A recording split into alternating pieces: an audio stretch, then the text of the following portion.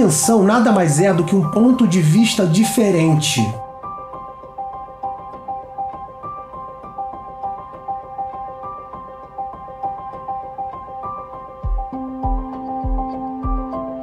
Insight, quando a gente recebe um insight, a gente não está recebendo de fora para dentro, a gente está despertando de dentro para fora.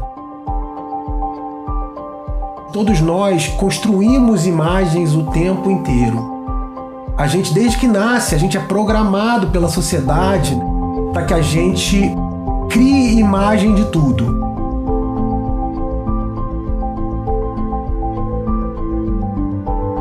Se a gente for avaliar a nossa vida hoje, externa, tudo é baseado em imagens.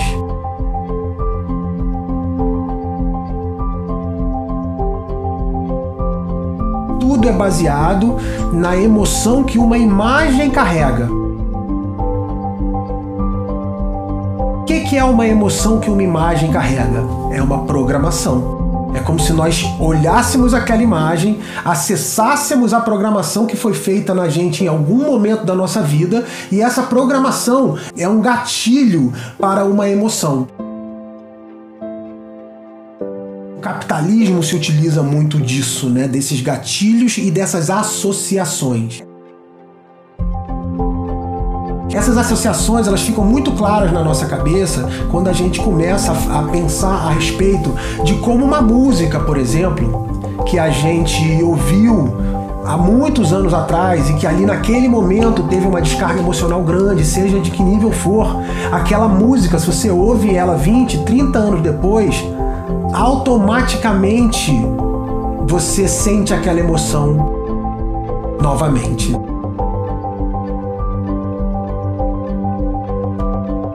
Então, nesse momento, a gente está começando a tomar consciência de todas as âncoras que foram implantadas dentro de nós inconscientemente.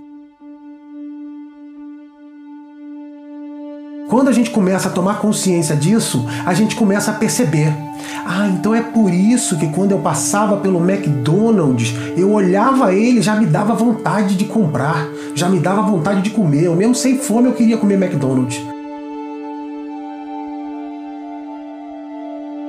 Porque nós somos como uma estação de rádio. Nós somos como uma antena. Nós temos no centro da nossa cabeça a glândula pineal, é chamado também de nosso terceiro olho, ou olho de Shiva no hinduísmo, ou olho de Horus no Antigo Egito. Essa pequena glândula, que é a glândula pineal que fica no centro da nossa cabeça, é uma antena. Então nós somos uma antena. Na verdade, o terceiro olho, na minha opinião, devia se chamar primeiro olho. Porque os nossos sentidos, eles nos enganam. Esse olho não vê, ele percebe. Quantas vezes a gente vê uma coisa e aí depois a gente vê que se enganou. O que a gente viu não era o que era. Então, quando a gente começa a aprender a enxergar ou perceber, que é a evolução do enxergar, através do nosso terceiro olho, através da nossa glândula pineal, a gente começa a sentir o que é aquilo na sua essência.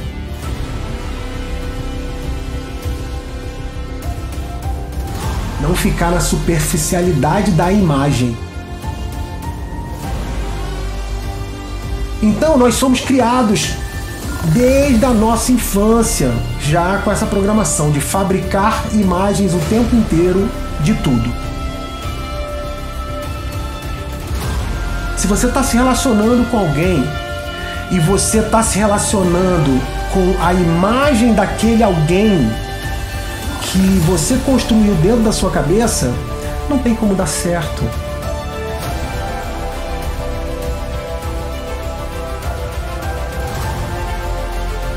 E essa imagem geralmente é um reflexo de nós mesmos.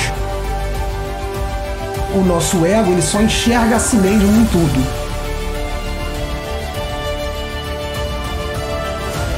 Sempre que existe uma imagem, ela interfere, ela obstrui, ela bloqueia o relacionamento. E é dentro desse conceito de imagens que nós também criamos os nossos eus fabricados. Os nossos eus fabricados, eles são identidades nossas que a gente criou para poder lidar, para poder conviver com situações externas a nós. Qualquer certeza vem da limitação de qualquer uma dessas identidades. O nosso eu divino, ele é ilimitado. Ele tem energia ilimitada. As nossas identidades, elas são limitadas. Qualquer limitação na nossa vida, tipo quando a gente fala, não, isso é muito pra mim, eu não quero. Não. Isso é a nossa identidade falando. A gente vai aprendendo como é que o nosso processo funciona interno através da análise sincera, observação. Os indígenas, eles têm uma maneira completamente diferente de aprender. Eles aprendem através da observação. Desde que eles nascem, o que eles fazem é observar. Então eles observam a natureza e eles observam todos os processos naturais que acontecem no ambiente deles. Então eles sabem, por exemplo, que a caça deles vai estar naquele horário, naquele local debaixo daquela árvore, porque é quando cai o fruto ali e aí os animais vão lá para comer.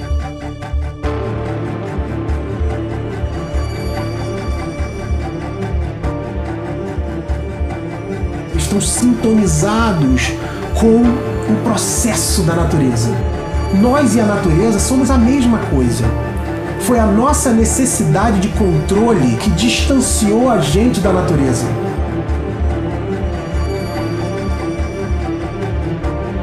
Nada contra a ciência é muito importante para nós, porque tudo isso faz parte do nosso caminho, mas nós temos que ter plena consciência do que é cada coisa e colocar cada coisa no seu devido lugar. Isso é consciência. Consciência traz harmonia. Porque consciência traz ordem. Nada ocupa um lugar que não é aquele lugar que ela deve ocupar. A ciência é muito importante, mas quando a gente se distanciou da natureza para poder estudá-la como um objeto, a gente se separou dela. A grande sabedoria é a união de tudo.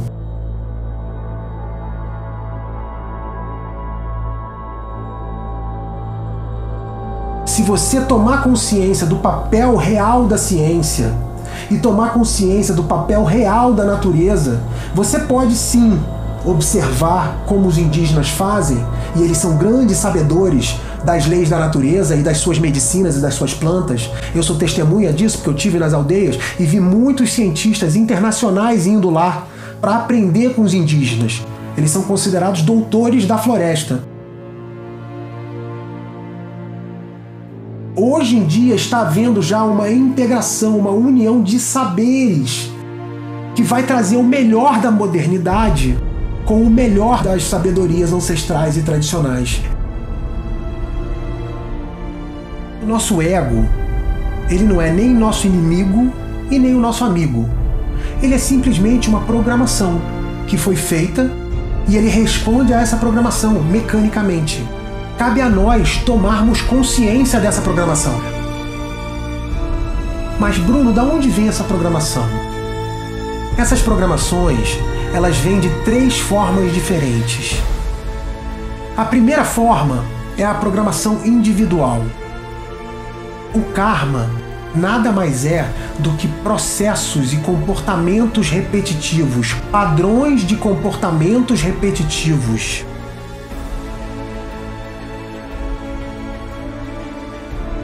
Aí nós temos aqui o karma, que é a nossa programação individual, que é tudo que a gente aprendeu na nossa vida até agora. Nós temos o karma familiar, que é justamente os padrões repetitivos da família Padrões repetitivos geram situações repetitivas. Gerações passam pelas mesmas situações de conflito. Por que se repetem os mesmos padrões? Porque não há expansão de consciência. Então o karma não é um castigo e também não é um resgate de coisas que fizemos erradas. Não! São padrões de comportamentos repetitivos que têm o mesmo resultado. Até que chegue alguém que tome consciência. Consciência é a cura. Quando você toma consciência, você traz clareza para a situação e você... Nossa, parece que abre um véu. Você não via aquilo e agora você está vendo com claridade. E aí nós temos também o karma coletivo, que é o karma da sociedade. Tudo isso são programações que a gente já recebe, já entra no nosso sistema, embutido na nossa educação. Então tudo isso que eu estou falando aqui vai abrindo para nós um escopo de compreensão que aí sim eu passo a acreditar em livre-arbítrio. Para mim era muito nebuloso isso. Não, mas como é que funciona esse livre-arbítrio se eu não tenho todas as informações? Consciência é livre-arbítrio.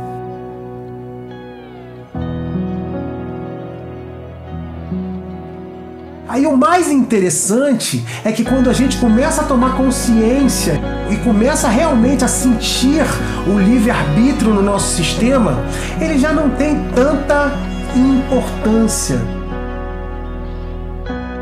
Porque o que a gente quer é o que o nosso eu superior quer, é o que o nosso eu amoroso quer, é o que o nosso eu divino quer.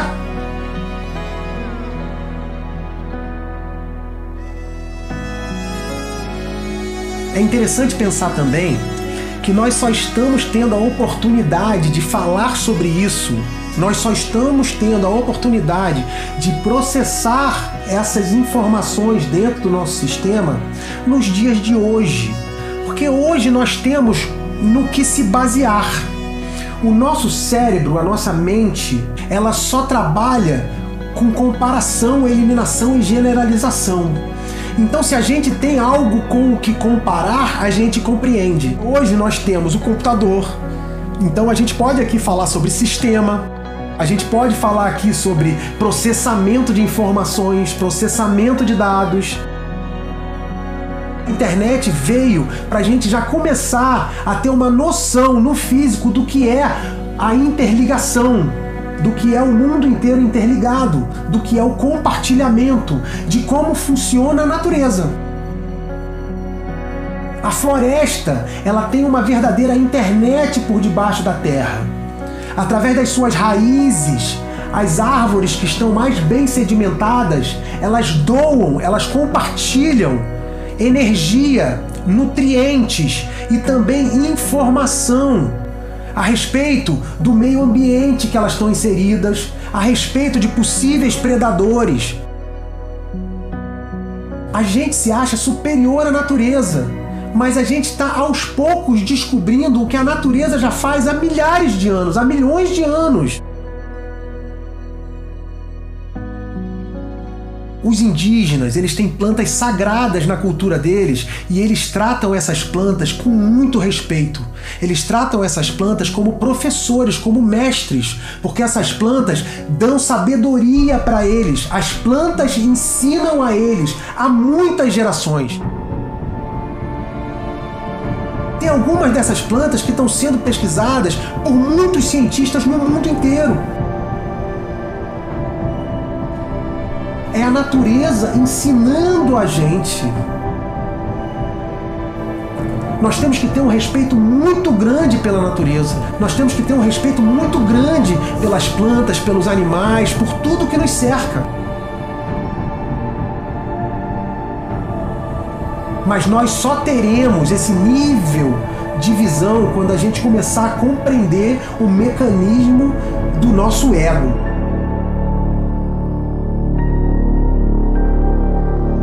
Se vocês sentirem o chamado dentro do coração de vocês, se vocês sentirem vibrar que essas informações que eu estou falando aqui são importantes para vocês ou podem ser importantes para outras pessoas também, compartilhem o vídeo. Façam parte dessa energia de compartilhamento da natureza.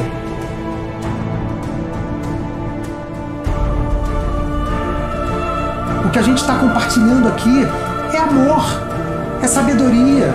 São maneiras das pessoas serem mais amorosas com os outros, viverem mais em harmonia com as suas próprias famílias, viverem mais alegres, viverem mais felizes.